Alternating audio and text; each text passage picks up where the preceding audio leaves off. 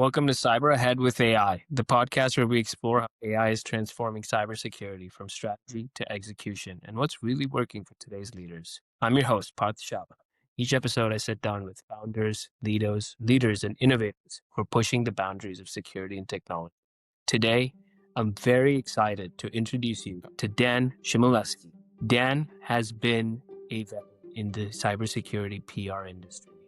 He's working for Madison PR, where they've been a gold winner of Cybersecurity Excellence Awards, and he has a background in journalism and in-house comms at places like Rainbow Technologies. And welcome to the show.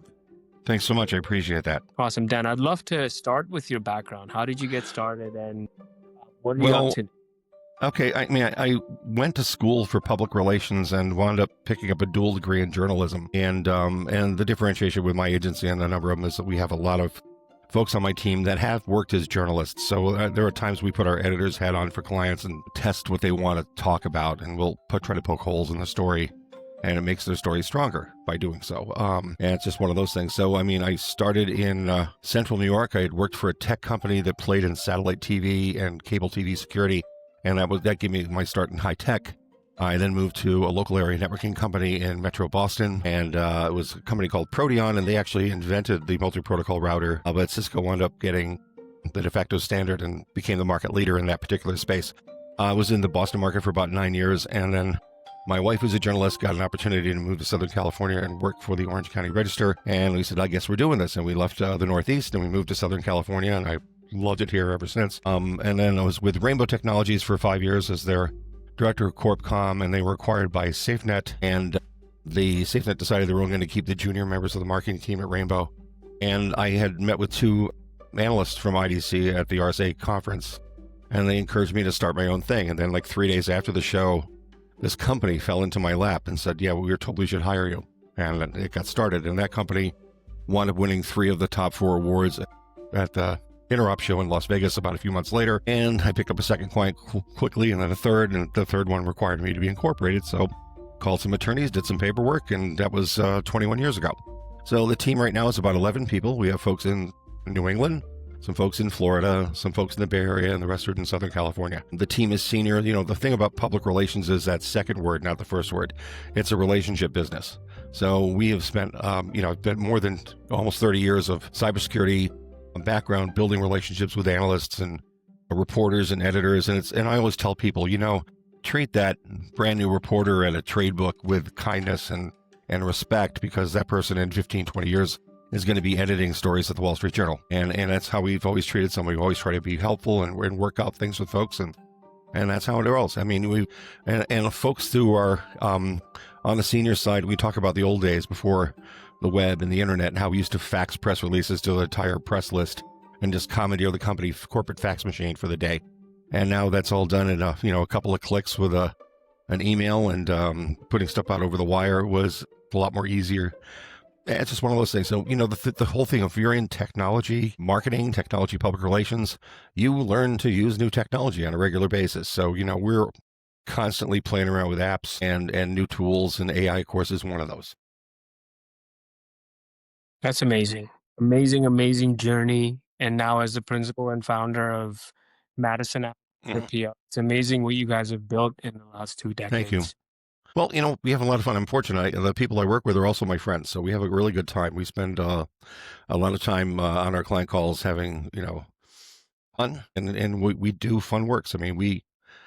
My father never understood what I did for a living. He said, so you talk on the phone and you write letters and they pay you for this. That's right. But, it's what we do. And we just, we're really good at seizing the story of the day, how to connect the client with the right story opportunity, making that client a credible resource, and then continuing to push their story forward, and then helping them take the coverage they get and merchandise it so it becomes an effective tool for sales leads or an icebreaker for prospects, because that really helps. Indeed.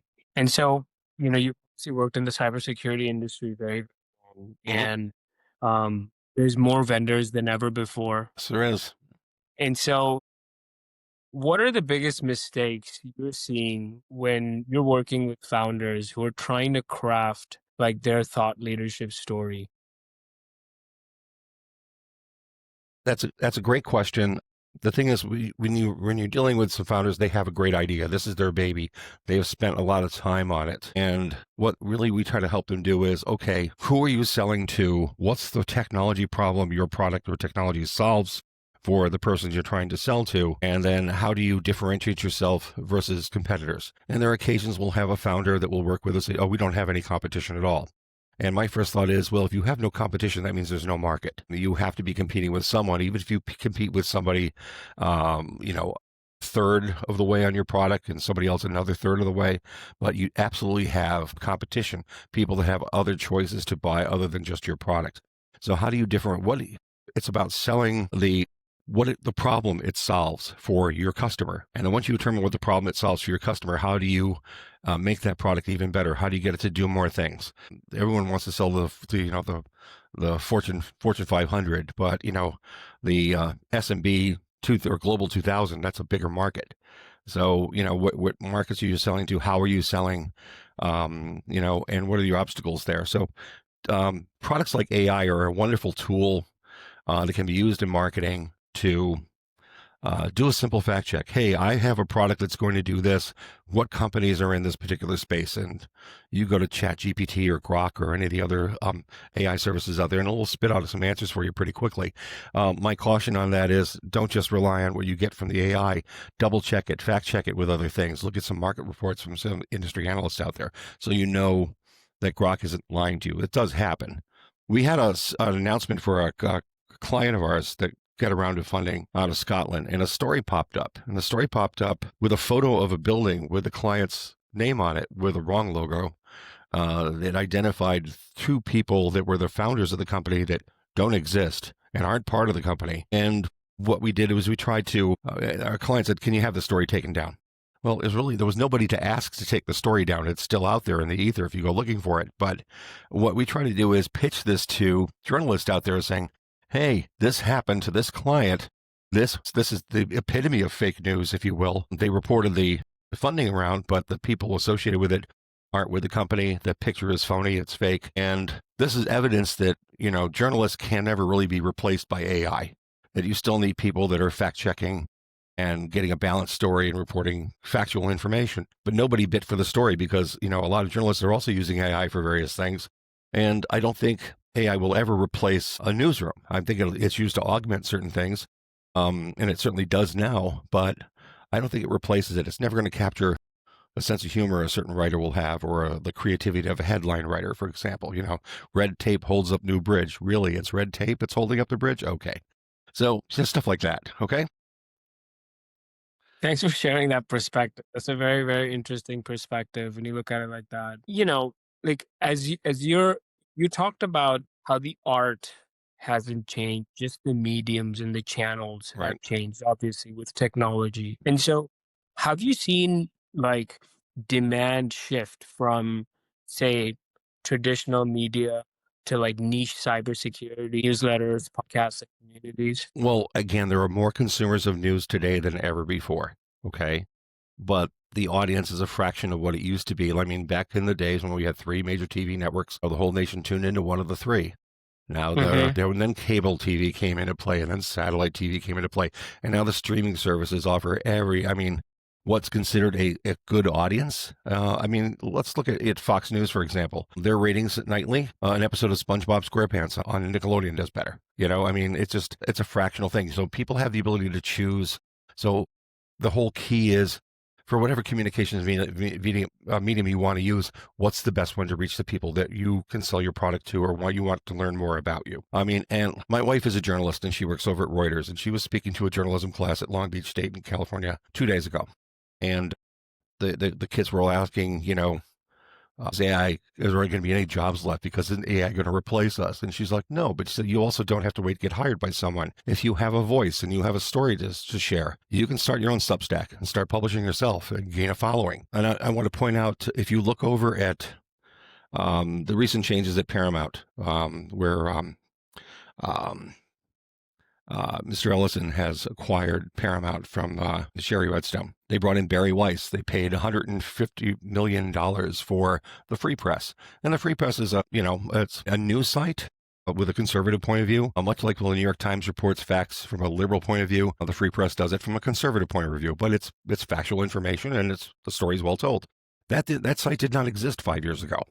5 years ago, she was still working. Barry Weiss was working at the New York Times, and then she finds the Free Press and gains an audience. It gains a following. It found an audience, and it does so in a way that reports facts. The reporting on the story takes the story where it's going to go. It's not already established to the right like a Fox News story might be, but she took something that was brand new, set it all up with, generally free platforms, and was able to sell that product that she created for 150 million, less than 5 years after she founded it. Any student can do that. Anybody can do that sort of thing. And, some folks have a voice, so they'll build a name for themselves somewhere, and then they'll start a podcast that gets, incredible pickup. So, I mean, the notion you are the media is absolutely viable. What's the story you want to tell? I want to talk about cybersecurity on a regular basis. Well, there are a lot of podcasts out there, but I have a different perspective on things. So if I attract enough of an audience, I may have something going on here. The whole question is, how do you get it monetized? And you monetize it by, eyeballs, click-throughs, that sort of thing. But, there are opportunities. Media is just very diverse. And again, there's all kinds of consumers for it. It's just that it's not I think mass media is not the definition that it was 15, 20 years ago. Okay? I love the way you explained that. Mhm. Ultimately, it's about finding where your audience is. Right. And then channels obviously vary, but there's different channels because more listeners than ever before. And there's more customization for the very specific niches of Mhm. even users. Right. One of the things I was looking up when I was reading about your firm was that you have these rapid response comment programs. I have one at my current organization, but I'd love to, have you kind of talk about what it is and why is it so Right. helpful. Well, I want to tell you kind of how that whole process got started. We were working with this client in Minneapolis called Shavlik Technologies, and Shavlik is a patch management company. So Microsoft has this thing called Patch Tuesday, the second Tuesday of every month, where they announce, here are the patches. This is a mild patch. This is a moderate patch. This is a severe patch, and you need to take care of this right away. And they had a person at Shavlik that actually created Patch Tuesday for Microsoft. And there was several patch management companies out there, and we're all vying for eyeballs and inclusion in the stories. And we were able to convince the press that, hey, hang on there, because the Shavlik guy is going to write up his thought process here, and he's not going to agree with Microsoft every time. So something Microsoft says is a mild patch actually was a severe one, and he would explain why. And we were able to get journalists to hold off on filing their stories until he issued this statement, and they would drop his commentary. And usually the newsworthy item would be when he disagreed with Microsoft, and we wound up getting a lot of coverage for that. And I said, why are we just saving this for Patch Tuesday? We could be using this for every day. There's always something breaking in cybersecurity. There's always some news story. There's some breach that gets announced. There's some malware that gets exposed. There's some threat that's floating around that's brand new. And we just started taking the process and trying to get a sense for what story is breaking, and then packaging that news up, sending it to clients and saying, give us a response. And what we're looking for is that, not necessarily the first day coverage, but the second day reaction coverage. And some people call it newsjacking, but journalists that I speak to don't regard it that way. The ones that I've talked to have always told me they view it as instant thought leadership for a client, because they'll say something that's really interesting and they'll say, that quote your client gave me, can you expand on that into a whole article? Sure, we can. And that's what we would do.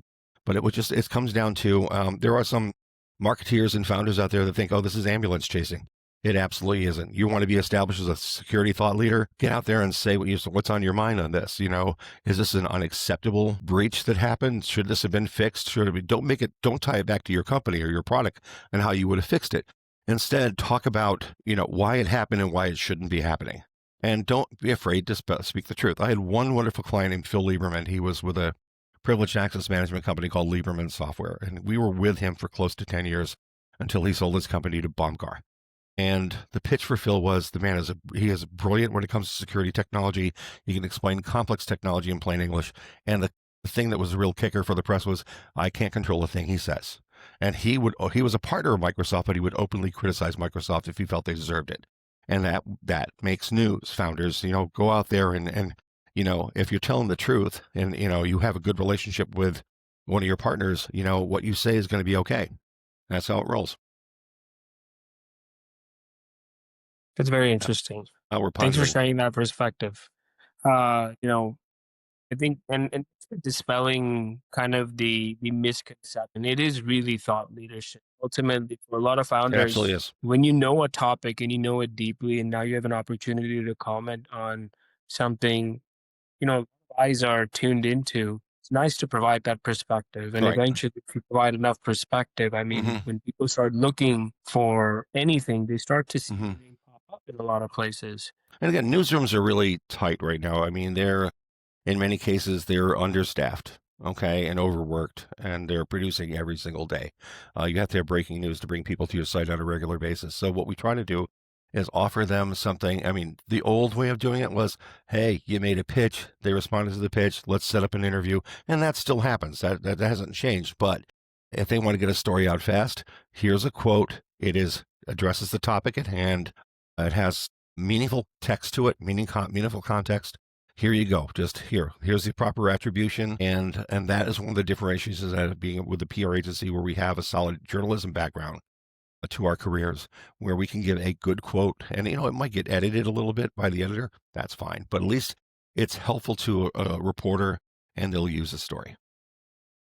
Love it. And so we know PR is super essential for credibility in today's market. Mm. And buyers, though, have become, a little bit more cynical and want outcomes. So, in your experience, how often do clients connect PR results directly to pipeline and sales metrics? And is this something that you get asked about more now?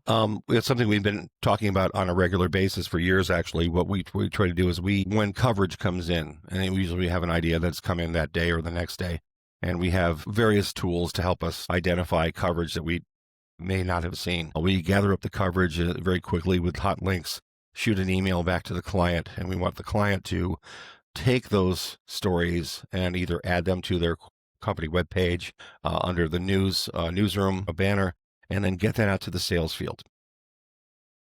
Various security technologies have a sales cycle that can go from a few months to a year and a half. So what we want to do is the prospects that are out there, it's an opportunity for the salesperson to send a link to an article in a trade publication or a business publication that writes about cybersecurity and say, our CEO was quoted in this article in the Wall Street Journal or in Reuters or in Axios or in Bloomberg or the New York Times or the LA Times. And I just want to make sure you saw the story. And when can we have a conversation again about how our company can help you deal with this problem?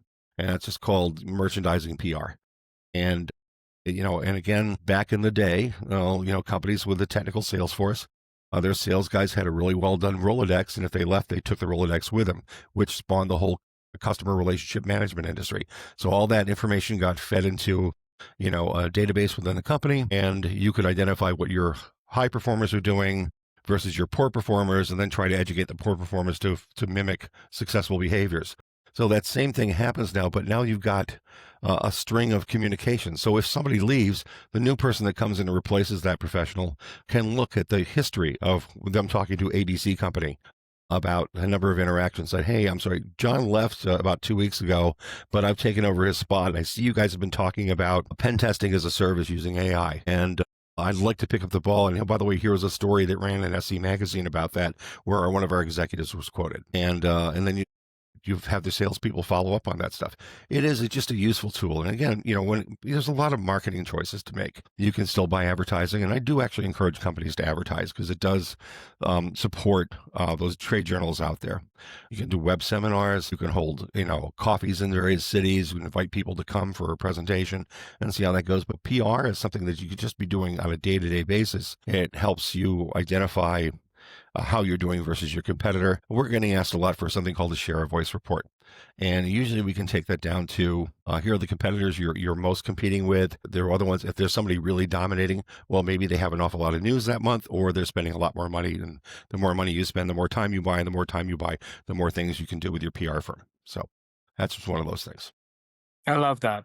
Okay. Very, very impactful. Like even being able to share, hey, the executive spoke about hmm something allows you to create a net new point without asking for something hmm that can create the next opportunity. And, for all the founders out there, knowing how you stack what your voice looks like. Mm. That's so valuable. In fact, like Oh, if very much so. anything, getting that constant go-to-market feedback is what a lot of founders need because so everyone's focused so much on building that when it comes to selling, having that point of view in the market, having that thought leadership and knowing how you stack rank against your competitors. I mean, I don't see why that'd be valuable to any founder. Again, and part of it is, we encourage the founders out there, the CEOs, to not be shy about promoting their professional achievements, their knowledge, their expertise. What I like to do is I will tell them, if I've gone to their LinkedIn page to read on them, and there's not a lot there.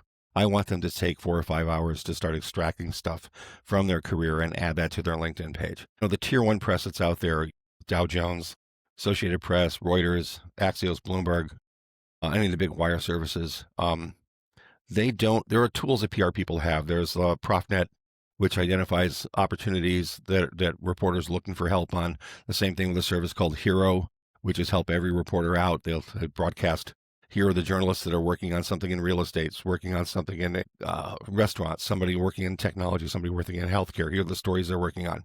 And for the big players, that I mentioned earlier, that big wire service media, they're not using those services for the stories they're working on. They don't want to tip their competition off that they're working on a story about AI and security. So what they're doing instead is they're going on LinkedIn and doing searches for experts. If they don't have experts in the space already in their Rolodex, they'll pump keywords in, they'll hit the word expert, and up comes a list of people. And what you want to do is make sure your executive or founder, your information is popping up in that first 10 people that LinkedIn kicks back. And the way you do that is you have to use keywords, you have to identify your skill set, what you want to talk about, what you can speak about, and your credentials, and then the journalist will make a decision on who they're sending that email to, because they're only going to call 2 or 3 people, and you want to be one of the people who gets that call.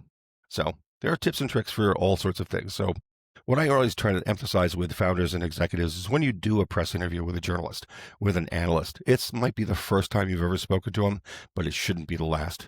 It should be an ongoing thing. You should be reading the work these people write on a regular basis. Send a compliment email every now and then if they've done a story that you really liked, or you got something out of, even if it's outside your wheelhouse.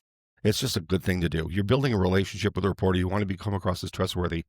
And I will say this one: we had a client with third-party risk management, and they put on a session in DC of other third-party risk management professionals. And I had Terry Robinson, who was an executive editor at SC Magazine at the time, came down to New York to DC to do this thing. And the first thing I asked her, for all the folks out there, is, Terry, what's the one thing you don't want these people to do? And she looked out at the audience and goes, don't lie to me. If you ever lie to me, I'll never forget it, and I'll never use you again. No matter where you go thereafter, you'll be down as a liar and have no credibility. So we want people to be truthful and tell the truth. But, it all comes from a relationship you have with the journalists that you create. Thanks for sharing that. It's important to have those relationships. And so, from your perspective, with a lot of founders, where do you see them struggle the most? Is it the story, the differentiation, or is it getting in front of the buyers? Honestly, the biggest struggle is when they're going out looking for financing. And going out looking for financing, you're trying to convince a VC to give you a Series A round of $10 million. And it's a struggle how you communicate, how you present your information.